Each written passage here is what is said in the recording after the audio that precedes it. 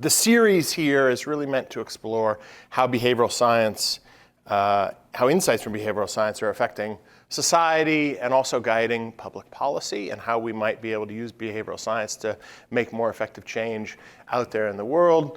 There's no better speaker to help guide us through some of the challenges and complexities of taking behavioral science and applying it out to the world than our speaker tonight, Neela Saldanha.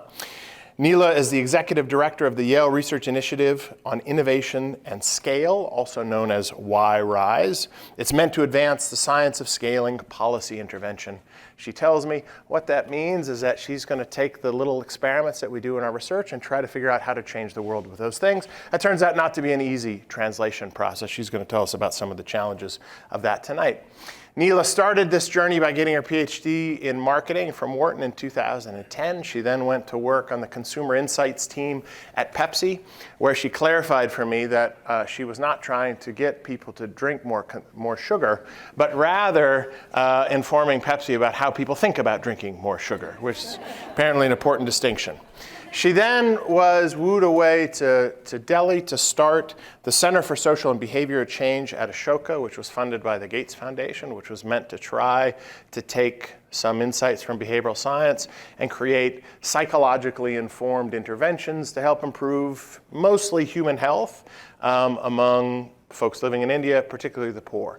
Doing things like encouraging women who were pregnant to take more iron supplements to help avoid some of the problems with anemia, increase HPV vaccination uptake among youth, among many other things. What Neela has learned in doing this work is that it can sometimes look easy. It can sometimes look easy to us, even as researchers, when we take our findings from the lab or from our field experiments and think about scaling them up to the world to make real meaningful change out there. Most of our MBAs are wanting to do this kind of work, even to go out and take the insights that we're learning in the behavioral sciences and apply them out to the world, but that translation process is challenging and fraught with all kinds of unexpected speed bumps and difficulties. She's going to tell us about some of those tonight and about how to overcome them. Thank you so much, Neela, for coming. Thank you. Thank you, Nick, for that very generous introduction. Thank you to everyone who's come here on this freezing night in person. I can assure you I did not get the cold weather, but I just got a notice saying I come from New York, that New York has got 3 days of severe cold weather starting tomorrow, coincidentally when my plane lands. So I think that's correlation, not causation.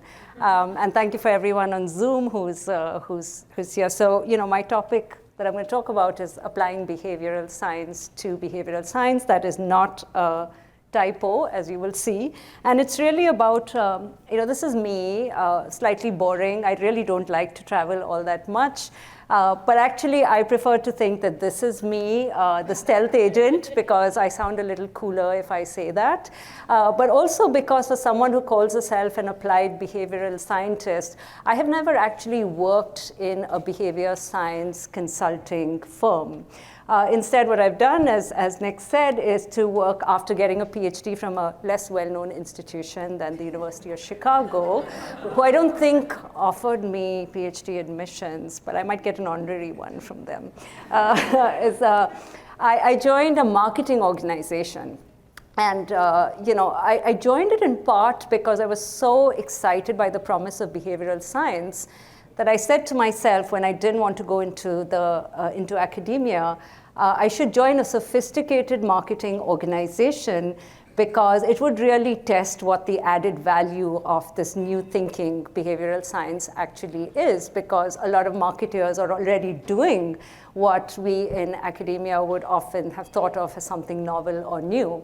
And at that time, Pepsi was actually making, and the CEO made a commitment to shift a lot of the portfolio to healthier products.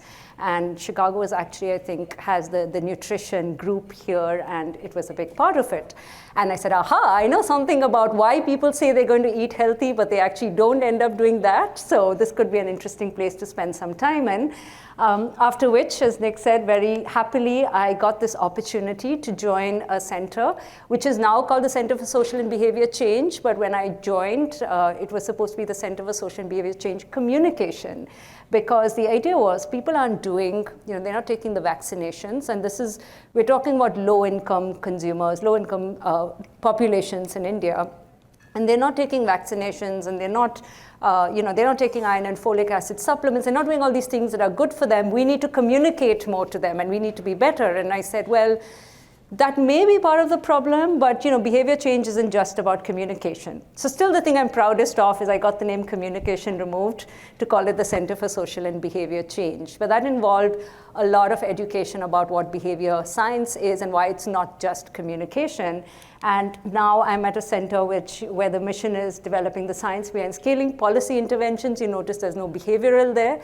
But again, like most organizations, almost every policy is behavior change. And so I think there's a huge role for behavioral science, even when we talk about policy interventions.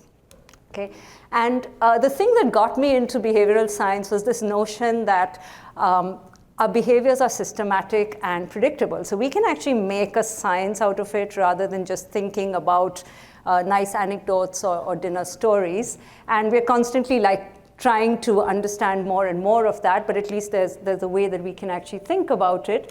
And there have been many applications. So some of these applications in organizations is where I think behavior science, and I use the term behavior science for those of you who are not familiar, in the broadest sense, the application of psychological insights, economics to economics, and it does contain, so it's not, it did start a lot in the policy domain here, I think at Chicago with the publication of Nudge, but it's since then broadened to things beyond choice architecture.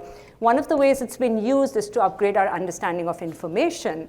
So whether it is talking about framing and framing really does matter, or my favorite example, sending reminders to people really does work. And you don't have to be, what the latest research shows is that you don't have to really sweat a lot about the reminders, just the mere fact of sending a reminder actually works, which is something that I think we didn't, as a lay person who doesn't really understand that, you think that, yeah, that could work, but why would that be so powerful? And it is quite powerful. So, it's upgraded our understanding of what kinds of information might get people to do something. And then, of course, incentives. So, what behavioral science has done, I think, or I found useful, was the notion that incentives don't necessarily have to be financial incentives, that there's a lot of thinking around non-financial incentives. And that's something I would say behavioral science has actually added to the conversation, at least from my experience at PepsiCo. It wasn't that marketing firms didn't know this or organizations didn't know it, but behavior science has really expanded that knowledge. But I think where behavior science has been the star of the show is really bringing a lot of thought to the intent-behavior gap. And in the course of sort of researching gaps, I found this, apparently it's the world's shortest bridge, but that's and on one side is the US and the other side is a Canadian island. The intent-behavior gap is not quite that short sometimes, it can be difficult to bridge.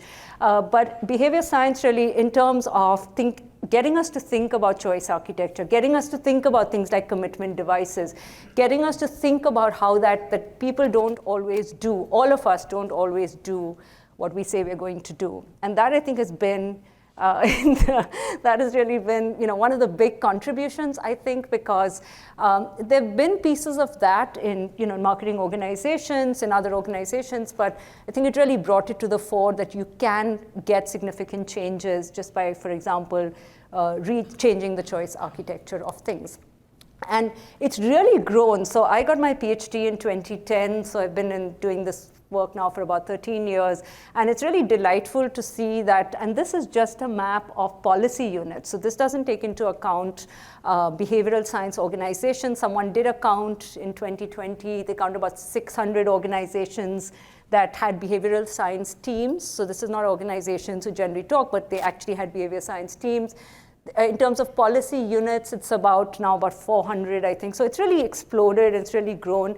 It's great to see my home country, India, recently had a big behavioral science collaboration. They've set up a behavioral insights unit with the government. So it really is going beyond the global north, to the parts of the world, Asia, Africa, Latin America, where 88% of the world actually lives. And so it's becoming truly truly global in doing that. But in the process of doing that, as many of you might have experience with trying to implement behavior science or thinking about behavior science, here's a sample of some of the reactions I've had over the years when I've tried to get behavior science. I think the most depressing reaction I've had is when I first went into organization, into Pepsi, I was so excited with behavior science. I'd give all these presentations and tell people about system 1 and system 2, and everyone's like, that's so interesting, and then I never heard back from them, right? And they would never tell me. So the problem with behavior science isn't that it's not interesting. No one will ever say, I don't want to learn about it. The problem is it's almost too interesting. And people say this isn't relevant to what I'm actually doing. On the other hand, I had a lot of people who came and said, this is actually exactly what we're doing. What are you telling us? You're just giving us new words, but you've not taught us anything different. We're already doing this. And yet they weren't actually doing it, which was kind of interesting. But there was this feeling that, it's familiar. I hear a lot of this more in the policy world than I heard in the for-profit world this is great, but they're all small nudges, and what we need is big changes in our organization. We need systemic changes, and so this really won't solve our problems. And then when you talk about experiments, and I think this comes from and I told Nick this, I said, it comes from reading the books that you write, which make it look so easy. And so then everyone says, why is it so expensive? I thought this was going to take a week and $200, and now you're telling me it's going to take a few months, and it's going to, it's going to take so long. And after all this, I'm just going to get a 5 percentage point increase. This doesn't make any sense, right? So the excitement doesn't mirror often the kind of results or the time. And then on the other side, there are folks who say, well, why do we need to test this? This is just academic to keep testing things. And we already know loss aversion works. Let's just roll with it. Let's run with it. So I've had the spectrum of opinions from why do we need it to actually let's just do stuff right away. And like a true applied behavior scientist, I'm going to try and put it into some sort of framework. And if, for those of you who are not familiar with it, it's a good applied framework when thinking about behavior change. It's a Combi model. Dr. Susan Mickey has done a lot of work on this. It really starts by understanding some of these barriers and facilitators to behavior change. It says for behavior to take place, you typically need to have 3 conditions, right? Do I want to do this at all? Motivation. Can I do this? Capability. And does my environment allow me to do this, which is opportunity? So I'll talk about that. OK.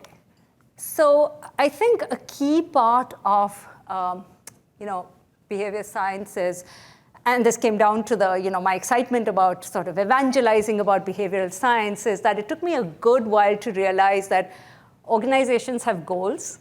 Unfortunately, the goal is not about, there's nowhere in their balance sheet where they said they have to implement behavior science. And so I was going in with this idea that this is so important that you must do it right away. And meanwhile, every organization has goals. So if you're in a for-profit, it's about sales and revenue and market share. That's what everyone's worrying about.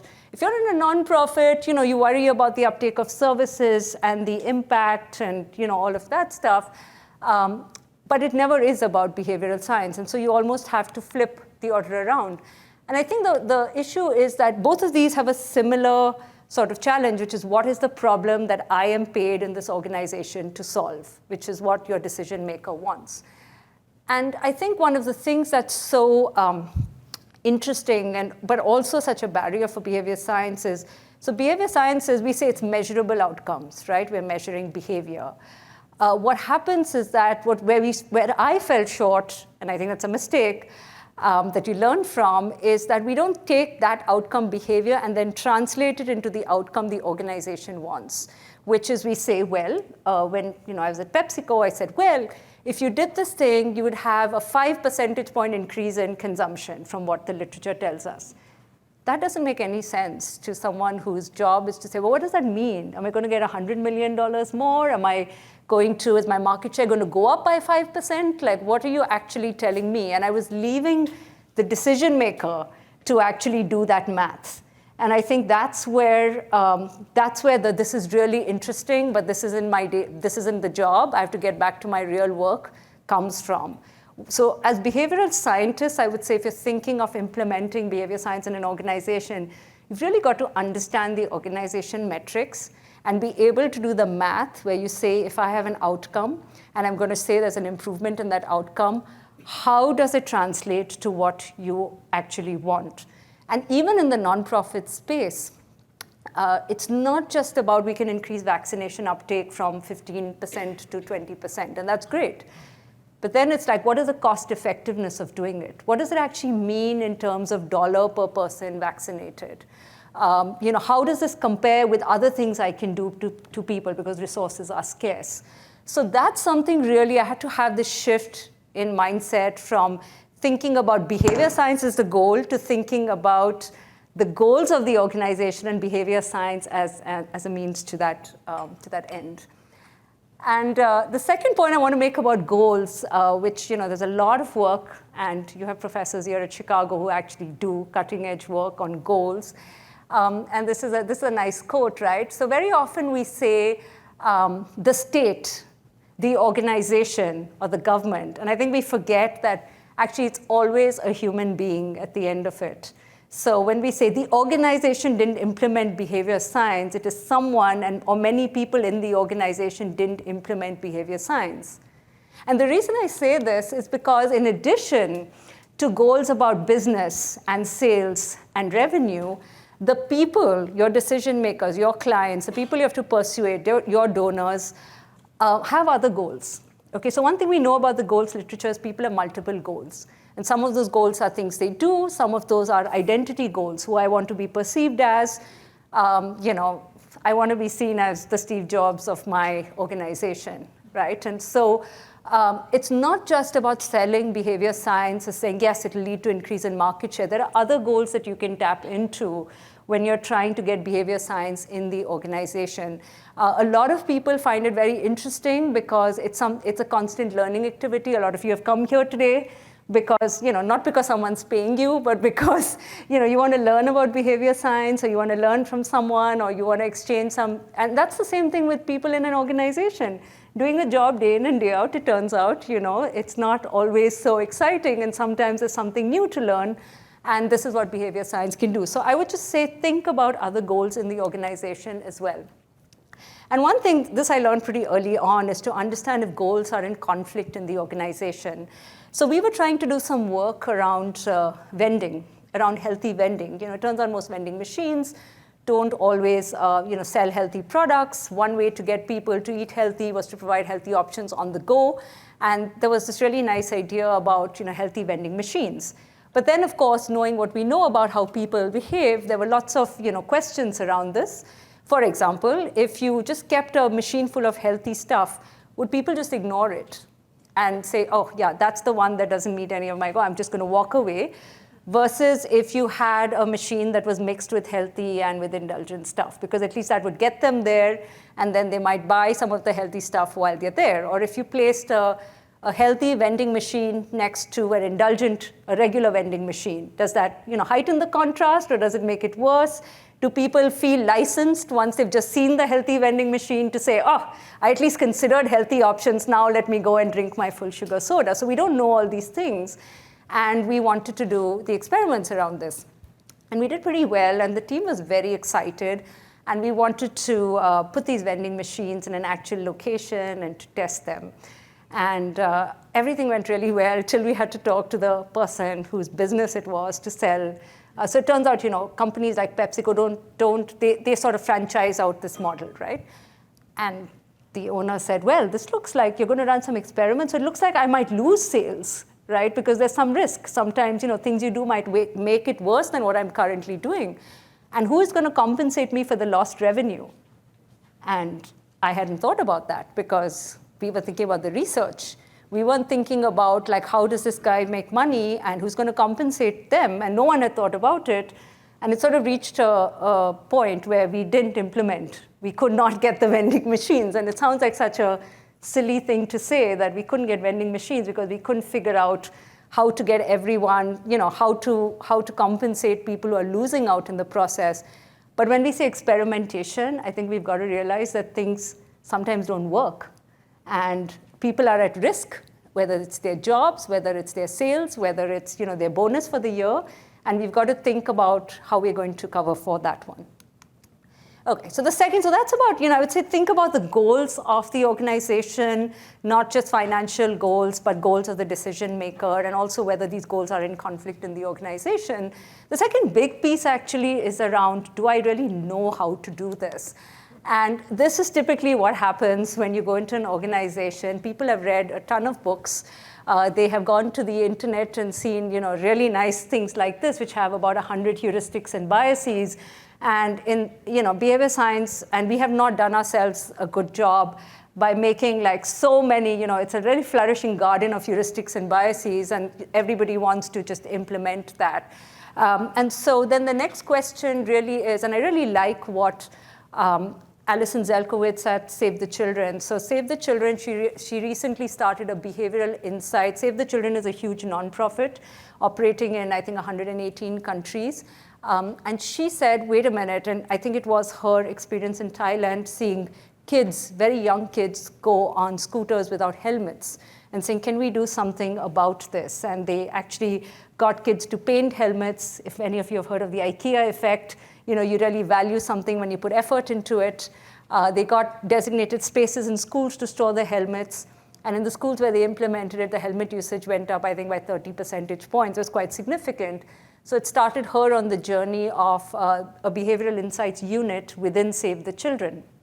Now, the problem is when you're starting a unit in an organization and you have 118 countries, how do you let everyone know about behavior science in a way that they're not just automatically deleting the emails when you send it to them saying, hey, let me attach the latest paper, 10 pages of incomprehensible, academic language that you can read. No one's going to read that, right? So what she did was that she sent an email out, a very short one-line email about a particular nugget of a behavioral science principle and how it could be applied.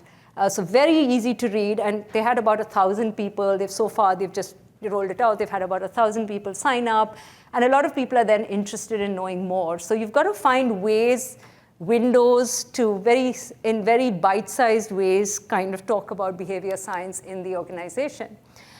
And I want to talk about one more thing, and I'm going to go back to sort of the economics world to talk about that. So this is a really interesting study where they train policymakers on something you wouldn't normally think you would train. These are deputy,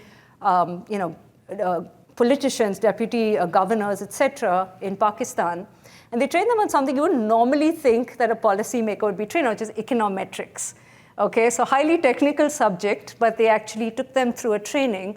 What was really interesting is that after the training, their willingness to pay for randomized control trials, their understanding of causation, their understanding of quantitative evidence actually went up. And I think some of what we have to do with behavioral science in organizations is to train not only on the content, but also on the methodology. So very often what happens is people say, I find this so interesting. I read this book by Nick Epley, and it was so interesting. And now I want to like put it in my organization.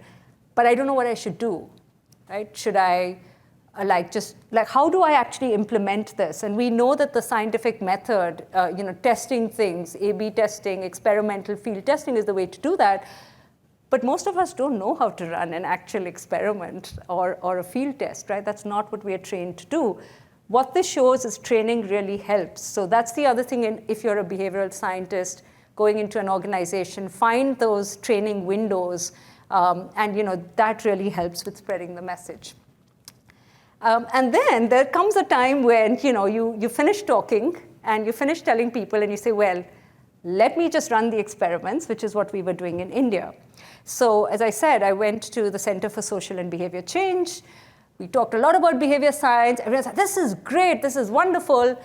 And again, nothing else happened. So then I thought to myself, and I said, well, maybe what we need to do is just get started, do a project. And the project was the anemia project that Nick talked about, which is the problem is anemia. It's actually a severe problem if you're a low-income mother because it leads to a lot of postpartum bleeding. It can result in the death of the mother or the child. So it's a serious disease. There is one of the solutions. One solution is diet, but that takes too long if you're pregnant to get your blood levels up. So the other solution is taking this pill. the pill, the iron and folic acid supplement. The pill is given free by the government of India. Supply is not always assured, but it's good, it's free. And it's just 1 pill a day, and compliance rates are really, really low. They can be as low as self-reported compliance. That means people telling you, and we know how optimistic that is, could be as low as 11% of women saying that they had taken this, in the last week or so. So it's a real problem. And so some of that problem is maybe communication. We need to tell people about the benefits of anemia. But a lot of that, if all of us recognize, and if you've ever taken multivitamins or thyroid tablets, as I do, you always forget, right? You have every intention of putting those eye drops because your doctor said you have to do it, and I didn't do it today, and I have to remember when I go home to do it, and the problem of compliance. So a lot of that is about procrastination. A lot of that is just sheer forgetting. There were a lot of concerns about side effects. It turns out taking iron can do different things to your digestion and so on. So a lot of concerns about side effects and so on. So there were a number of barriers. Now, we knew the barriers. We did a lot of research. And then, as I said, nothing happened. So then we said, let's actually run the experiments. The trouble is you're talking to women who are in villages. You can't bring them to like a nice university like we had. They wouldn't come. They could only move out during certain hours of the day. So we said, let's go and run some interventions with them. How do you do that? Well, what I did was that the Busara Center for Behavioral Economics, they actually have set up such a lab in Kenya, in Nairobi.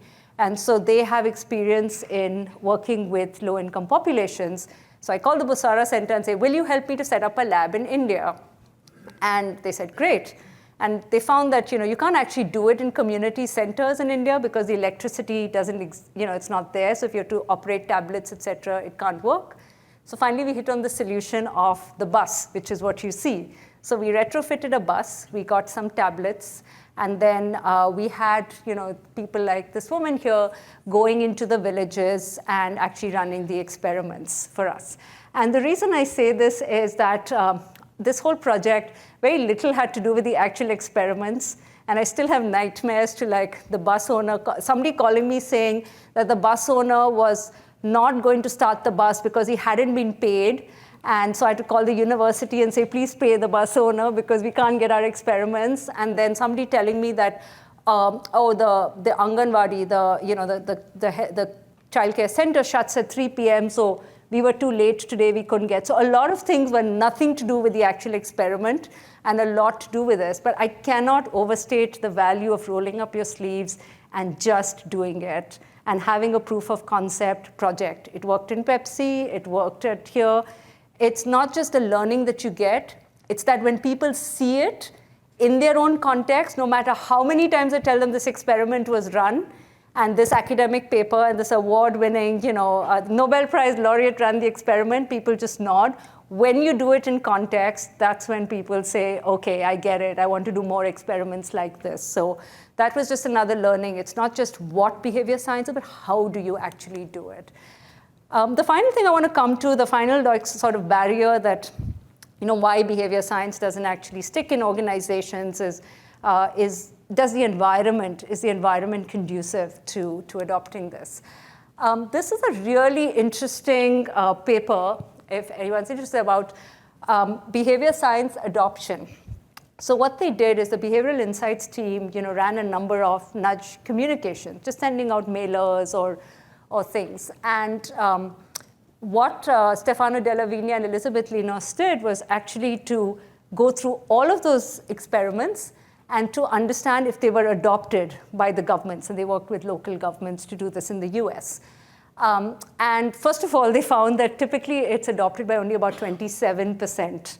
So that's kind of like, Nick talked about doing a number of studies and then getting that adopted into organizations. And one learning, which was a little depressing, was that the uptake was only 27%. But here is the thing that I found most interesting. So what do you think would have driven adoption, right? You'd say, well, it's probably the strength of the evidence. If you get them, didn't make any difference. The adoption rate was the same, whether you had a positive effect, a negative effect, a small positive effect, highly significant effect. Okay, so it was not contrary to what we think. It's not about if I give them evidence, they will adopt it. There was some explanation that it was about the organization capacity, by which I mean, and they did find if the person who was running the RCT on the client partner on the government side was there when it was being implemented, they were more likely to champion it. But by far, the biggest driver of whether the behavioral science intervention would be adopted was what they called organizational inertia. If the organization was already sending out an email, if you said, why don't you change the email from this lettering, from this wording to that, they would adopt it. If they were sending out an email and you said, wait a minute, I have a really good idea, why don't you print posters, it would not be adopted, no matter how brilliant the poster idea was. Okay, and this is like such a lesson, because this happened to me when I was in PepsiCo. And I had such a brilliant, like, oh my God, we're going to do all this, and we're going to have behavior science. It's so amazing. And I was talking to a very wise VP, a vice president, and she was in the business unit. And she said, yeah, that's great. Is it in the annual strategic plan? And I said, what? Well, like, what is even the process? Like, what is this? What is the plan? And, I'm talking about behavioral insights. I'm not talking about a business plan. And she said, if it's not in the plan, it doesn't exist. Okay, and it's really true about organizational inertia. If it's not in the budget, it doesn't matter how brilliant your behavioral science innovation is, how interesting people have found nudge, it's not going to be taken up in the organization. There's tremendous organizational inertia. So you've got to find the points at which it is in the plan and get it into the plan for it to have a chance at actually succeeding. So I've never forgotten that. And when I saw this paper, I was like, that is what it's called, organizational inertia. I just call it, is it in the strat plan? But but that's sort of one of the ways. So I was telling you about these anemia experiments, right? So we ran 5 experiments, and about 200 people per experiment, et cetera. So just, I don't know if I can get any answers, but how long do you think this took? How long would you think that running these experiments actually took? Yeah, so pretty right. So it took 8 months. How long do you think the data collection took? 2 weeks, okay? So getting the data was the easiest part. It literally took us 2 weeks from the time we started data collection to actually getting responses that we could do. So what happened to the remaining 7 months and 2 weeks? It was the bus that I showed you. It was the stimulus design. It was the first time we did this card. So this card was really to show, the one in the middle is really to show what the side effects are. And people said, that person looks too young to be, or too old to be a mother. Like, what is this? This doesn't make any sense. And it actually, what we're trying to show is that it turns your stools black, actually does that, unfortunately, iron. And people are like, what is that pile there? We don't understand what you're trying to say. We had to revise it to actually show a toilet so that it was very clear to people. That was what it took, and what measures do we use, and how do we actually do this? So I think another thing is that we often say behavioral science experiments are quick. In one way they are. I mean, it took us 2 to 3 weeks to get the data, but in another way they're not. It takes 8 months to actually set up something. And when the Busara Center was setting up their lab in Kenya, again, it took them 8 months to set something up. And now they can run like 200 or 300 participants a day. So it gets rapidly much faster, but there is a high startup cost. And I think we do ourselves a disservice when you go into an organization and say, yes, I can implement your A/B test. And I remember someone even saying, even an A/B test to implement took them 6 months initially in an organization. And then they started doing it every month, and now they can literally run one every 2 or 3 days. But there is a high startup cost that if you're going into an organization and implementing it, you've got to be aware. But it does optimize pretty quickly, I think, if you think about that. And another very interesting thing is, you've all heard, I guess, Katie Milkman's work about the fresh start effect, the idea that there are these temporal landmarks, right? This time when the 1st of Jan, when we all make resolutions, no one is making an exercise resolution on the 1st of Feb, right? So it's really these time windows, or we want to run marathons, before we sort of turn 30 or 40 or 50 or whatever it is, right? So we make all these decisions. Well, that happens in organizations as well. And one of my favorite stories is I'm going around in Pepsi, and I'm trying to get, drum up the business, and it's all very discouraging, and I've done what I can, and we've done a few prototype projects, and I've got this whole business plan written out, and then I think it was in November or December, I get a call from one of the SVPs saying, I have some budget. Okay, this are the magic words. I have some budget left over that I have to spend by the end of the year because I don't want to what was that idea that you were talking about, right? And could I have predicted that? Absolutely not. I could have predicted which VP would come and ask me and say, I have a budget? No. But because I prepared for it a little bit like the Girl Guide's motto, be prepared, the Girl Scouts motto, it was like, yes, I have something that you can absolutely do right away. And that sort of got us onto a track of doing some very interesting work. So I just want to say that when you've been in an organization, watch out for the time windows, the fiscal windows, typically at the beginning, end of the fiscal year, or after a big announcement. And really, timing is everything in terms of organizing some of this work. So I don't know how many minutes I have left, maybe about 5. But in conclusion, I just want to say from my experience of implementing behavioral science in organizations, you've got to be a little bit like the two-head, the Gemini on this one. On the one hand, you've got to be up to date on behavioral science. The field is shifting very quickly. People will come to you and say, what is this about the replication crisis? Nothing seems to work. I thought all those lovely priming experiments looked so good, and now you're telling me they don't actually seem to work as they were there. And it often seems to me that the more famous and the more interesting the experiment is, the less likely after a few years I find it replicates. So it's really painful to me sometimes when I have to say, that one, I don't know it. But you have to be up to date, as well as ethics of behavior science. There's a lot of questions around that you will get.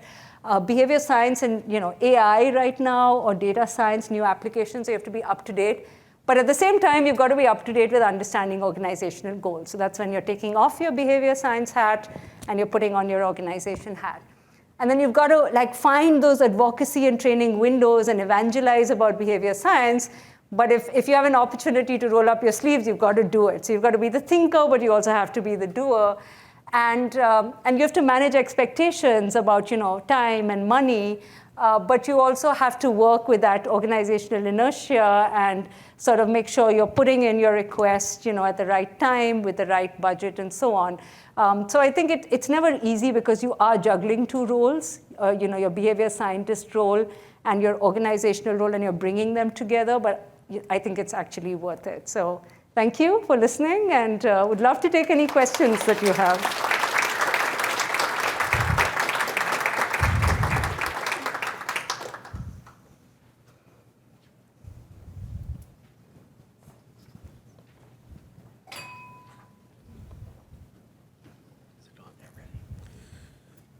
Behavior is a very complicated thing. The reason I say that is I have a very small group of friends who grew up in a middle-class India, went to the same college, went to the same entrance test. You can't get more homogeneous than that. And yet, when you look at the present-day situations, you see a very vast differences in how they evaluate the same facts. So it's history, it's their genetic makeup, it's what they ate that day, what they smoked that day, what they drank that day, what drives the business, what drives the behavior. How do you account for all of that? And I think that's a good question, right? So it seems often, and I think Nick here or any of the other faculty probably give you a better answer than I do, but the reason that I like behavior science is precisely where I started out, which is to say that it is in some ways predictable, not completely predictable, we're still understanding, but we can build an understanding because we don't randomly do things. If we just randomly did things with no way of understanding why this happens, I think we would be telling good dinner stories, right? And we'd be like, look at these 4 people who came out of India at the same time, they're completely different. I think the whole nature of behavior science, and I don't know, Nick, if you have more to say, is what I find fascinating is that you can make some predictions, right? If you bring it down. But I think the trick there is to actually try and understand what those contextual factors are that drive them to make those different evaluations of the same facts, and which factors might actually be affecting the evaluation of the facts. So it's a never-ending, I think, attempt to understand the context and the contextual drivers of behavior, if that makes sense. And do the results change if you had a different set of Yes. Yes, it does, and that's part of the challenge of running. When can you translate what we call external validity? When can you say that a result applies to another group, another situation, another point in time? And we try to replicate some very famous behavioral experiments in India, and we found that one of those didn't replicate. So we got really excited. We said, "See, we told you people are different." Well, it turned out that our stimulus, so the part of the experiment is you're showing people something and they're reacting to what you're showing them. It turned out that people didn't understand that. And actually, once we corrected it, then we got exactly the same effect. Now, that doesn't happen with everything, but in that case, so sometimes it's very hard to say, is it actually a difference, or are people responding to something that you're putting in front of them that is different? But that's a lot of the work that we do to try and understand where you can.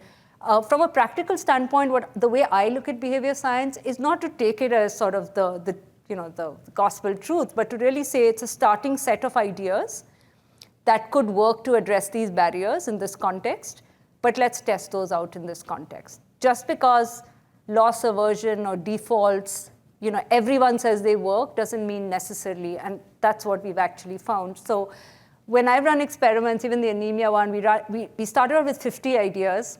We got it down to about 20. We went and prototyped those, just talked to people and asked them whether they understood what we were. And about 10 of those people said, this is rubbish. They had a really bad reaction. Got it down to about 8. And then we designed about 5 studies. And out of that, 2 worked really well. 1, we had to junk because we actually couldn't get it going. And 2, we didn't get the effect that we thought we were going to get. And so it's a constant process, I think, of doing that and learning from that. Yes. Oh, I think there's a.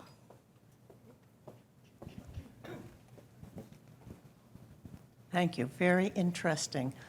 I worked in marketing for major packaged goods manufacturers here in Chicago many years ago, 60s, 70s, 80s. And listening to what you are doing for these, it sounds a lot like what we used to call market research. As a new product manager, you're trying to figure out new things for them to sell.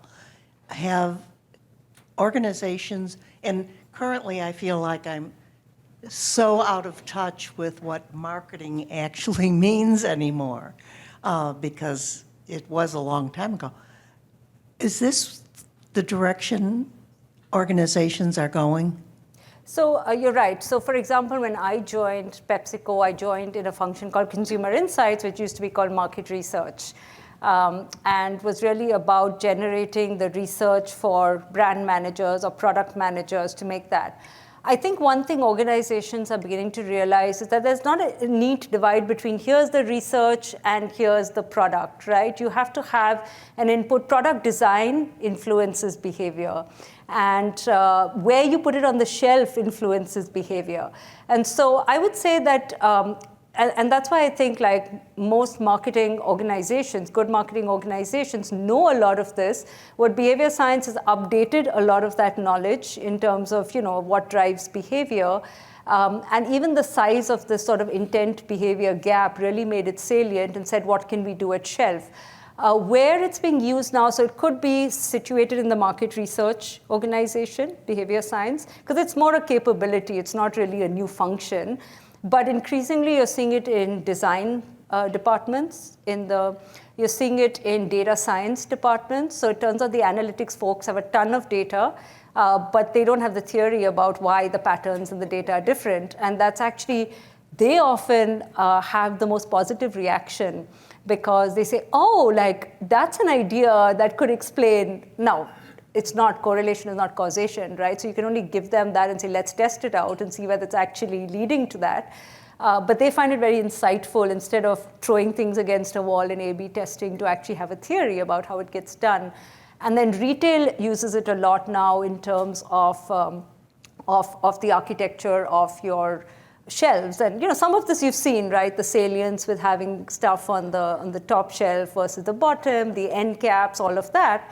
But I think some of these questions, like I said, the vending machine location. So one of the things we know about human behavior is licensing, right? And so with this idea that if I consider something good, then I feel like I've done my job without even buying the good thing, and people feel licensed to then go and if I do something good, I feel licensed to go and buy a pair of nice sunglasses because I feel like I've done a good thing. So we know a lot about much more, I would say, because I spent about 8 years in marketing before I got a PhD, and so I can almost do a pre-post on myself. And I think for me, the idea is you have a much more precise understanding of the specific influence, and you can actually test some of these ideas. So very often we would give the brand manager market report, and then they would go and do their thing, and then they say, oh, we didn't get the sales, and then you're constructing reasons from something. Now we can actually test a lot of that. So I don't know if that's helpful at all. But yes, a lot of it is still in consumer insights in market research. Thank you so much for your talk. How do you think of the trade-off between continuously testing and the cost of continuously testing to maybe increase the precision and the predicted impact versus just scaling something up and letting, maybe with higher confidence intervals, just letting it go? Exactly. I think it's a really great question. I don't think there's an empirical answer that, oh, you should stop testing at X. And it's a constant. I think it's bounded by the resources you have and the time you have to do something. So absolutely. I do think that one of the useful things I've learned is that at the initial stages, your confidence intervals are quite large because you care less about the precise statistical significance. You just want to cut out all the losers. And then as you get closer, they get tighter. But I don't think, you can't ever, you can overtest and overtest. In the real world, you can't do that. So I think at some point, you've got to say, we have to move on. We have good enough evidence to do that. That itself is a skill. Because what I find is very often, once we say test and learn, people want to keep testing. And it's almost like you start testing and now you can't, it's a drug, you can't stop. So I think then you have to say, but you just told us we should test and shouldn't rely on intuition. And then you're like, no, it's okay, we can go ahead. So it's a constant battle. But but I think that, you've seen companies, a lot of the tech companies do this, of course. They get to the point where they're running thousands of experiments. So it's obviously easier to do that if you are predominantly in a sort of tech environment, health tech, fintech. It's much easier in some sense. Doing it offline was a challenge. If you have consumers and you have to go to a supermarket and buy something, how do you set that up? So that was obviously harder to do. So sometimes it's also the constraints of experimental design. I know that's not a very satisfactory answer. Like most answers, it depends. But I think something to take into mind is, are you at the point intuitively where you're feeling that this is an irrelevant or a factor that won't make much difference to test, right? So if you're testing red versus blue at some stage, to add you might say that's not worth it. It would be great to know, but I don't need to test that. But you might be Google and you can do this at no cost. So why not do it? So I think it's a question of the resources versus what you're trying to test. It is definitely. Yeah, it is definitely. And as experiments become cheaper, that often becomes. And then the other thing is, and this is the danger of testing without theory or without even thinking about what's going on, I think is you can test infinitely. The challenge is to sit back and say, what could be driving this? And that's much harder than it seems, right? You don't have all day to think about it. But if you want to get better in the long run, you have to push yourself to saying, what's going on here? Can we have some explanation?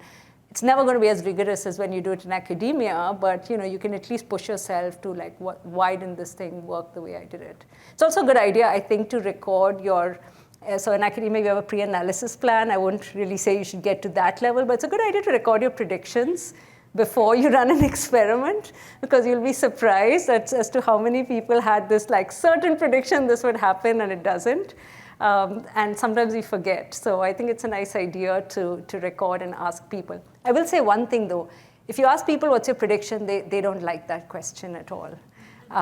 They're like, let's see, let the data tell us, let people tell us. And I would say, yeah, that's fine, but what do you think? What's your prediction? And then when we get the data, of course I told you that that was the way it's going to be.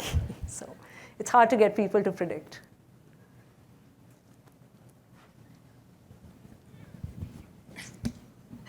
Thanks.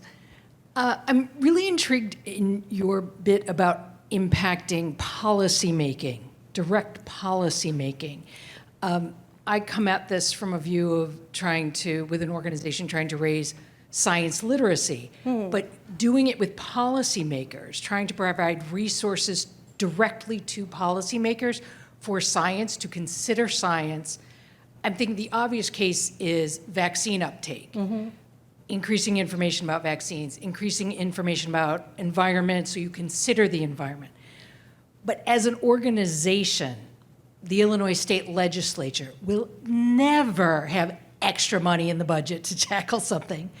They will never have freedom to do experimentation. That would be considered wasteful in a government context. So would the idea be, in that context, to make the NGOs, the nonprofits, or the companies that have a little bit more flexibility try to raise, do the behavior change that way, versus trying to go directly to policymakers? Or if so, how do we I don't see getting a behavioral scientist embedded with the Illinois legislature or US Congress. See what I'm getting at? Yeah, no, it's a very good question. And I think it's hard for governments to sometimes do that. They're risk averse, and you said they don't have budgets. A couple of things that have worked that may not work in all contexts, but one thing is that experimentation doesn't necessarily mean you're setting up something new. As we said, the things that actually worked at the highest uptake were when the government was already sending out something, and you said, let me change the framing of that thing that you were setting up. Right? And that's actually no cost in some sense. So from a budget standpoint, I just want to take that. And those might be, and that's actually the way the behavioral insights team in the UK started out, the nudge unit. And they were able to show with these kinds of nudges that you do get changes, which might then pave the way later on for people to say, let's invest in that. So I think part of this is exactly what you said, actually starting with the constraints and saying, okay, let's not have that right now. That's not what I'm going to persuade you about. What are you actually doing?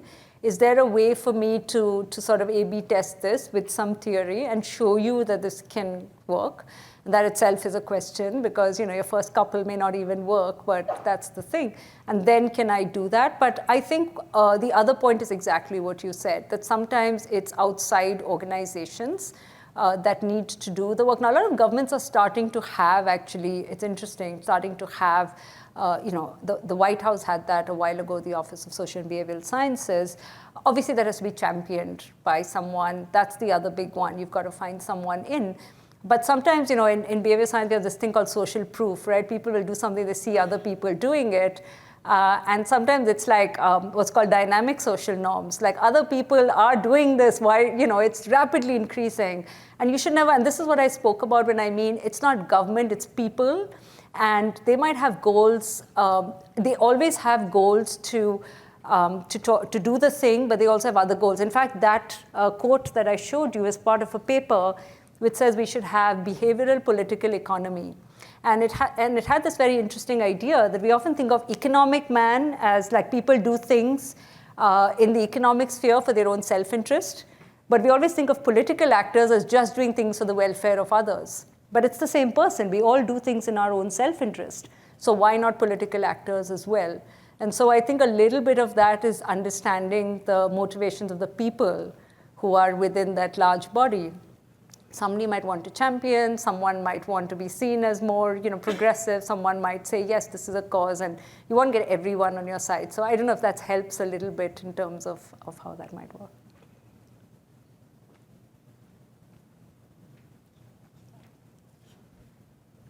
Hi.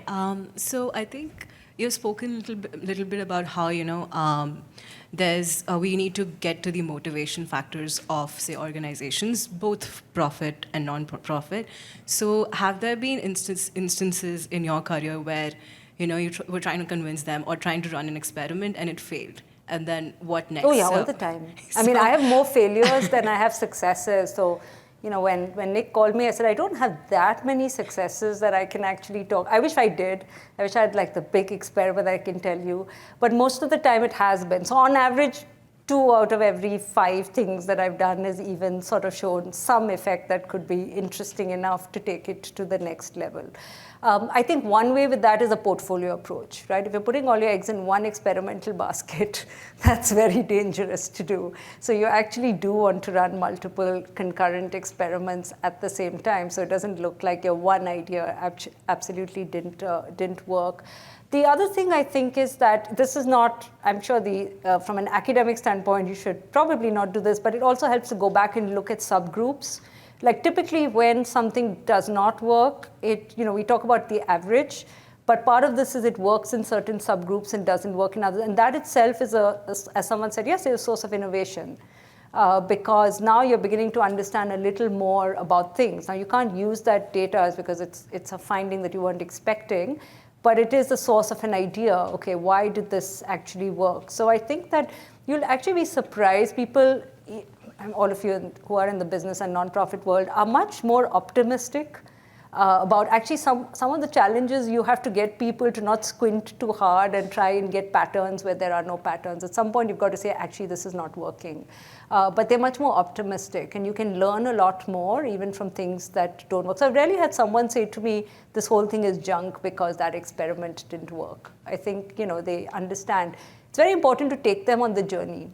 So they themselves don't feel like if you're presenting stuff to them, it's much more of I'm in an analytical state of mind. If you're taking them along, they understand a little bit of the pain of working in the trenches, where they're likely to say, okay, that's something that we can try something else. So they also get more excited about yeah, that didn't work, but we can try something else. And what about government, especially because there are limited budgets? There's one official sitting making kind of the decisions about what should be done. So yeah, again, more on what is the convincing part that, okay, so do we go with this proposal that, hey, maybe this doesn't work, maybe we'll run 5 experiments, or yeah, so what would your It's hard. I mean, working with, governments are risk averse because the cost to them of something not working is quite high. And once you recognize that, you recognize the constraints under which they work, and they're designed to be sort of risk averse in some sense. Thank you, and 5 minutes. So I think one thing I did say yesterday even to a group is it does take time to sit at the table and build the trust, such that when you finally go with a proposal, they actually, they know that you are talking, about the problem that they have. I think it's much less, unless you have very high credibility. I'm sure half of the Chicago team could probably go into any government and get stuff done just because, you have this amazing brand name. And you've seen that happen, and sometimes we've used that strategically, I will say that. So you have to use a variety of tactics, but I think the thing I always think about, government is also people. And you've got to think about who is the person within government that I want to target. I think if you think about government, then it becomes too diffuse. If you say, I'm going to work with the undersecretary or with this chief of something or with this head of the police, then it makes it much easier because then you're sort of thinking about how to do that. Thank you, Neela. Thank you. One thing that's true about our organizational inertia is that we will continue to ask questions forever and ever and ever. So we'll go ahead and end it right there. Neela will be here for a few more minutes if you'd like to ask more questions. Thank you so much for coming and being part of this. Thank you.